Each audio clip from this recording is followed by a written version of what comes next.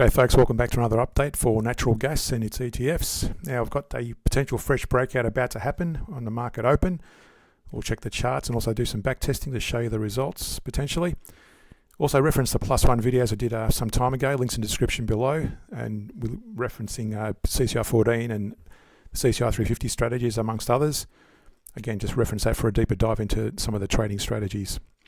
In terms of the outlook, natural gas prices are under short-term pressure due to high US production, ample storage levels in both the US and Europe, and milder weather forecasts, creating a temporary oversupply. However, a gradual price increase is expected into winter as strong LNG exports lead to faster than normal inventory withdrawals. Geopolitically, the market remains exposed to risks as any disruption to supply routes from ongoing conflicts or new sanctions, particularly related to Russian gas flows, could cause significant price volatility, even with current high storage levels. So first looking at natural gas, we always look at the long-term trends. So we've got the weekly here. The weekly, you'll notice, is below the moving average of the price, although the CCI is broken above. So that's a neutral positioning. I'd wait for the price to break higher if you're trading on the daily to go long on the daily.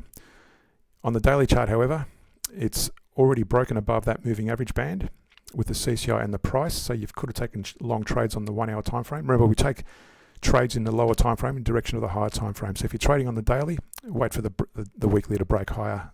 If you're trading on the hourly, you're taking these little trades here marked by the arrows. Just to zoom in for the daily for a moment, you would have taken short trades from this period in alignment with the weekly trend. Again, just to demonstrate back here, you would have taken those short trades when that price and the CCI started breaking lower. And here on the daily, as I said, you'd be taking long trades on the hourly. Now, when you trade, I'll go to the backtest in a moment. What we're looking for here, notice, you've got the CCI is broken into that moving average band, and notice the moving averages are constricting. That's potentially causing a bit of a consolidation, so just be aware of that. The price has also touched that moving average band, possibly going to bounce, but in all probability, it's probably going to go lower with the CCI still dropping, and that's why we look at the 1 hour time frame as well, to see what the micro charts are doing. You can see the 1 hour time frame is already broken below the moving averages of the price and the CCI. Now here it's about to break higher possibly, so it may bounce. The CCI is broken above.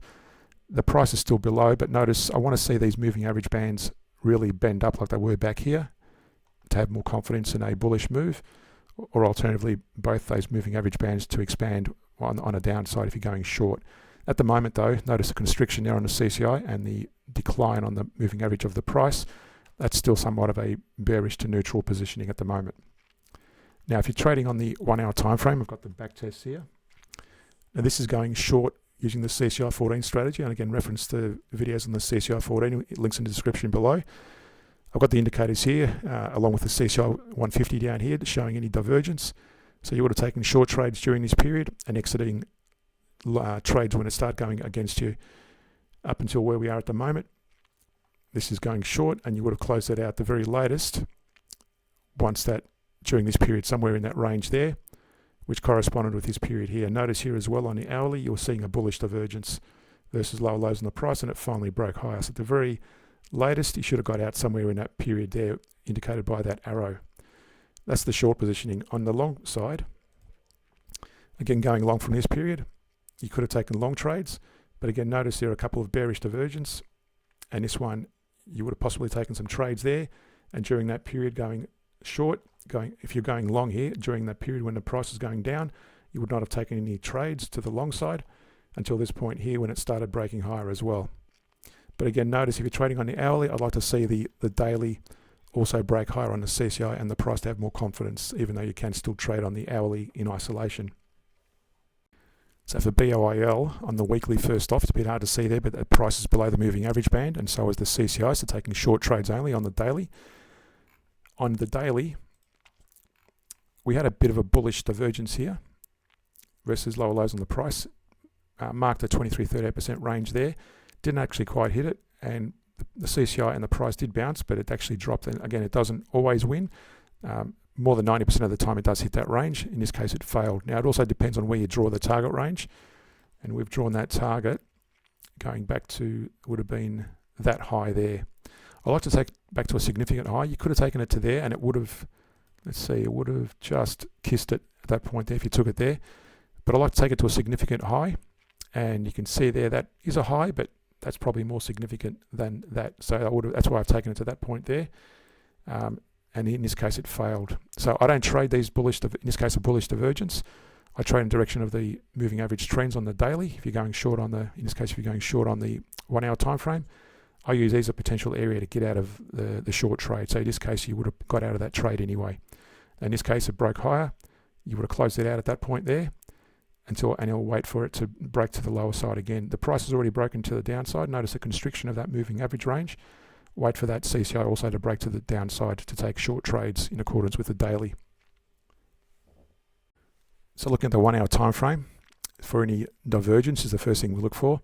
Again, the 1 hour is breaking to the downside, taking short trades only, and there's no divergence that I can see there. There's another bullish divergence there on the 1 hour time frame. Now let's go to the back test. So going short, and I've marked it here from around about the 20th of May on the 1 hour time period. This is the daily. You would have taken short trades predominantly during that period, with the exception of this little bounce here. And you can see each of those individual trades made. And again, closing it out, once you see a bullish, as I mentioned before, a bullish divergence on the daily, you would have closed it out somewhere in that period there when it started rising, especially when it broke above the moving average of the CCI and the price there, that you would have closed it out. And that corresponded with this period back here. That also had a corresponding bullish divergence on the 1 hour time period. So UNG has a similar pattern. It's bearish on the weekly, with the CCI. The CCI is still below, but about to touch that moving average range. The price is already below, but still somewhat bearish on the weekly if you're trading on the daily. On the daily, that's again bouncing around this support line we've drawn at 1242. The CCI is broken higher, and so is the price, but you can both the price is already broken into that below the moving average. The CCI is still stuck in that moving average range, again with that consolidation. When you see constriction like that, it shows consolidation. That's why I like using these multiple moving averages. Again, notice here on the daily, we've got a bullish divergence, and that was an effect of that little bounce there as well. But looking at the 1 hour time period, again, another bullish divergence here. This is on the 1 hour, bounced. Avoid going long, still going short in accordance with the daily, and you would have taken that little short trade there and there as well. And there's no divergence to worry about on this one. Again, looking on the back test, going short, you would have gone short back here, closed it out when it broke into and started increasing. I would have avoided going long in that period because the moving average band on the price was still somewhat wide. I'd like to see the moving average band bounce turn up like it did there slightly, although notice the price is below. So I want to see the price break above there with that moving average band expanding like it did back here on the CCI. Now since then you would have gone short somewhere in that range there with the price and the CCI breaking below, and that's where it's indicated here on the 1 hour time period. Again, paying attention to the daily trend, but also paying attention to the 1 hour time period in terms of any bullish divergence if you're going short during this period. And I've marked there a few bullish periods where you would have closed out your trades at the very latest if you're still open, when the price and the CCI were in a moving to the upside. There's another bullish divergence there, and you would have closed it out somewhat there. So for KOLD on the weekly first off, that's still bullish above the moving average band, and so is the price, so is the CCI, although notice the CCI is pulling back in that range, similar to the other charts. So just be careful of going long on the daily, even though the daily is showing a bullish move. So you could possibly take a long trade at the moment if you're trading on a daily. But we also look at the 1 hour chart to see if there's any divergence to avoid taking that trade. And you can see there the CCI is about to break into that moving average range, which is a bearish move. Who knows how hard it's going to drop, but it looks like it may fall back further as well. So again, I'd like to see that bounce off that moving average range on the 1 hour time period to actually start going along according to the daily and the weekly. If you look at the back test, and I've gone along here from around about the 24th, 25th of June on the daily when it broke higher on both the price and the CCI. And again, notice there when it started dropping off, you would have closed out your trade at the very latest.